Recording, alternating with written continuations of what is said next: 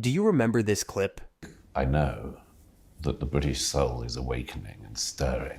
Because Douglas got on TV to address to who this speech was for. With rage at what these people are doing. These people came into our house. Many of them broke into our house illegally. Many of them were never wanted here. I don't want them to live here. I don't want them here. But clearly they've lost control of the streets. Now, is it time to send in the army at some point? Probably yes. But if the army will not be sent in, then the public will have to go in. And the public will have to sort this out themselves. And it'll be very, very brutal. Now, this was deliberately put back out to try and cancel you. And a lot of people, Alistair Campbell, all of the usual suspects, Mehdi Hassan and others, wanted you cancelled for these outrageously inflammatory remarks, which were not said while these riots were happening.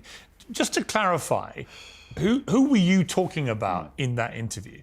Before we continue, I want to show a clear narrative the media portrays at the news. The two groups faced off against each other. There were the anti-Muslim, anti-immigrant rioters on one side and the counter-protesters on the other. You can hear them chanting slogans of unity. This is what Britain became, fighting against each other for what?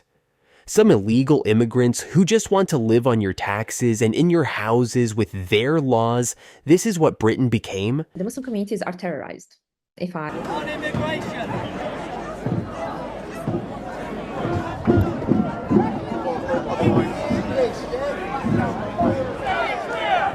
If I'm going to use the word, they are terrorized. They fear for their safety. They fear that they cannot go out. There have already been hundreds of arrests. The Prime Minister is more concerned about what Britons are doing in an act of self-defense than what the illegal immigrants with no papers whatsoever are doing to the UK. Let's get back to Douglas. It's very clear. It was actually after October 7th. I said, why are we in Britain so stupid that we allowed people like former Hamas military commander in the West Bank to live in London? Why? What did we in Britain get out of allowing terrorists to live in our midst?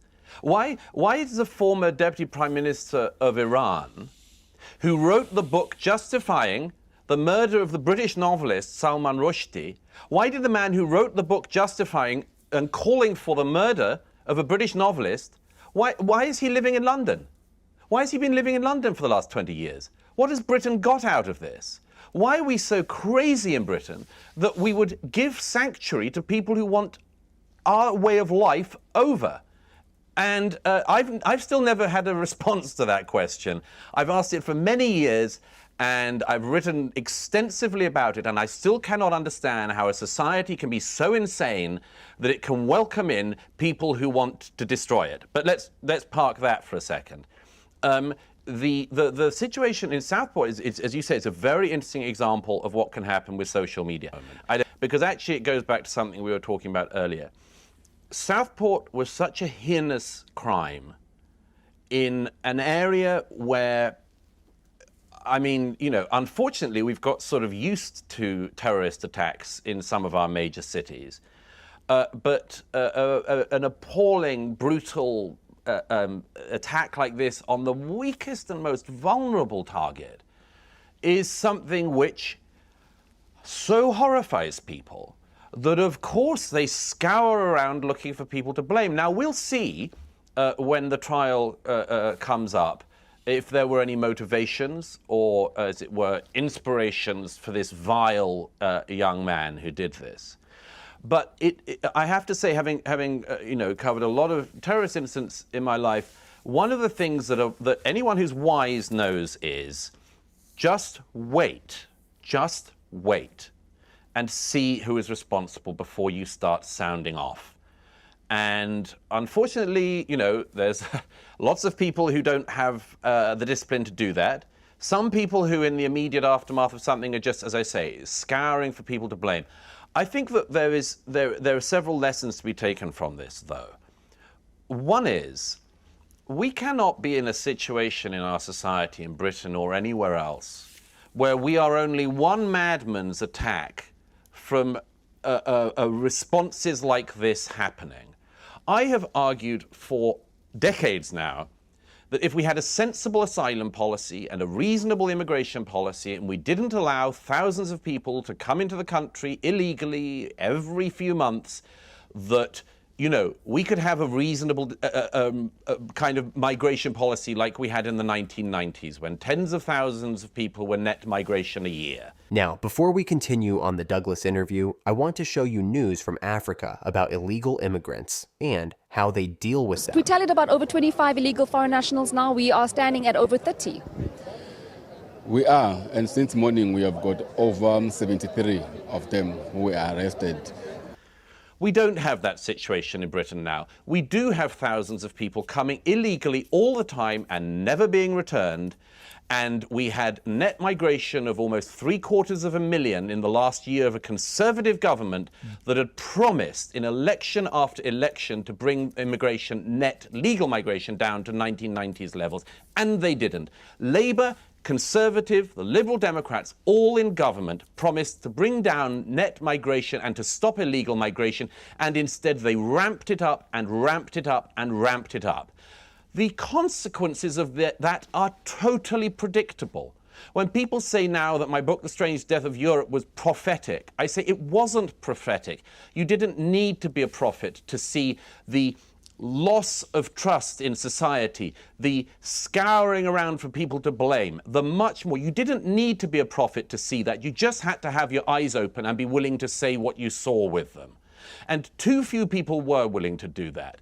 And when you have a situation like Southport, it reminds you that the situation which our politicians have created in Britain is such that you are only one madman's behaviour away from having significant civil unrest. And the problem for the Starmer government is they resurrected the EDL, that, as I understand, has not existed as an organisation for 10 years, and they've been desperately trying to say that these were coordinated and people were coordinated. And that was, by the way, why I got sort of dragged into this madness, was because people were desperate to have people they could say were responsible for the terrible outrages that happened in communities across the north of England, including, by the way, Muslim gangs of Muslim men caught on camera, some of them with weapons, some of whom, by the way, were being advised by a policeman to leave the weapons in the mosque so that they didn't get into trouble. And that's an amazing thing to see.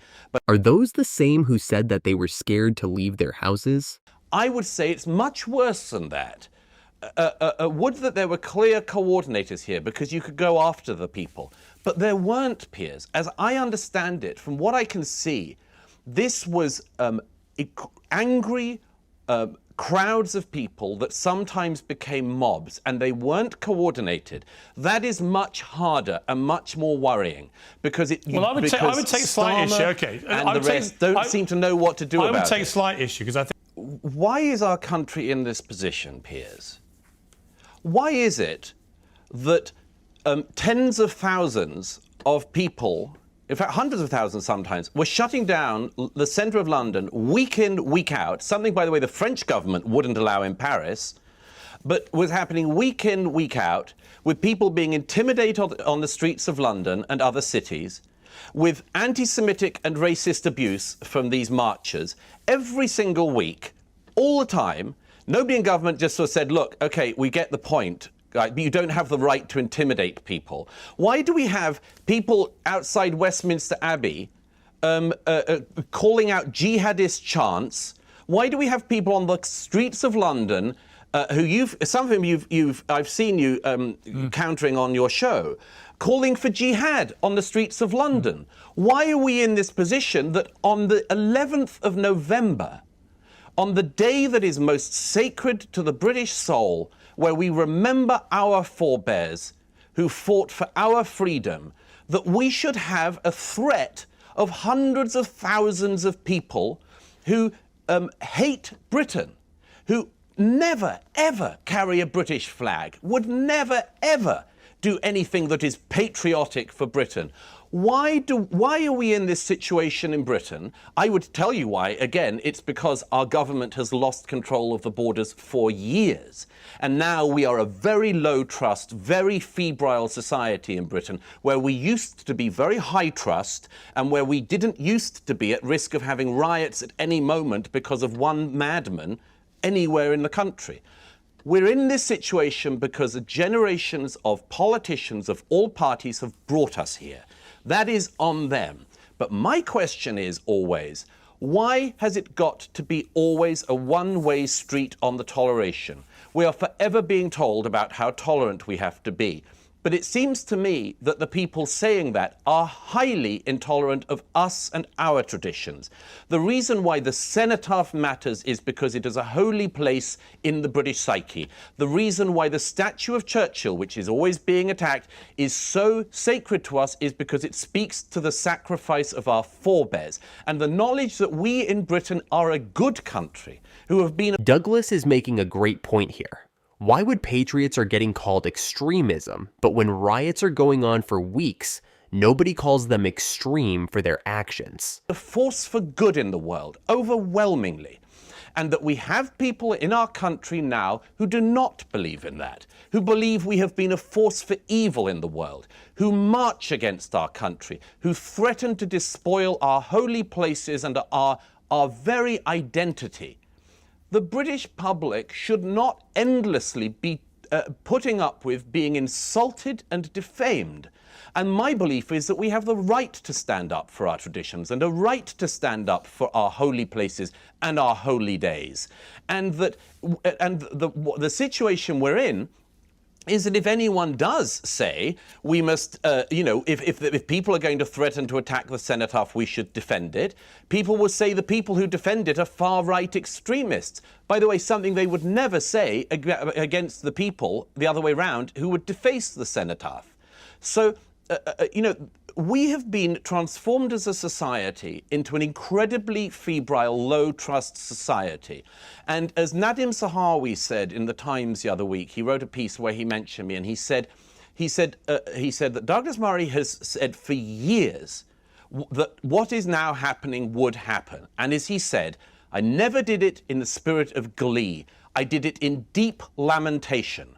I did it in deep lamentation because I could see what was being done to Britain and the British people. And I warned against it. And Conservative, Labour, Liberal Democrats, SNP and others all just merrily went along the way of making our society something different. I never wanted that. I don't think the British people wanted that. We never voted for that. When we were asked whether we wanted it, we said no. And they didn't listen. So we'll see what happens in the years ahead. And we'll see if Starmer and co have any idea of how to solve the problems that generations of politicians have caused in Britain. But no, I did not want to be in a society in Britain where we have jihadists living in our midst, where we have terrorists that we welcome in, where we give every advantage to people who hate us, or at the very least do not like us. I never wanted that to be the case. I'm extremely sad that it is the case. I'd love to see it turned around. I know how it could happen. I have very low belief that we have anyone in charge in Britain who knows what to do about this. But it's a problem they've brought on our society, and I profoundly wish that they had not.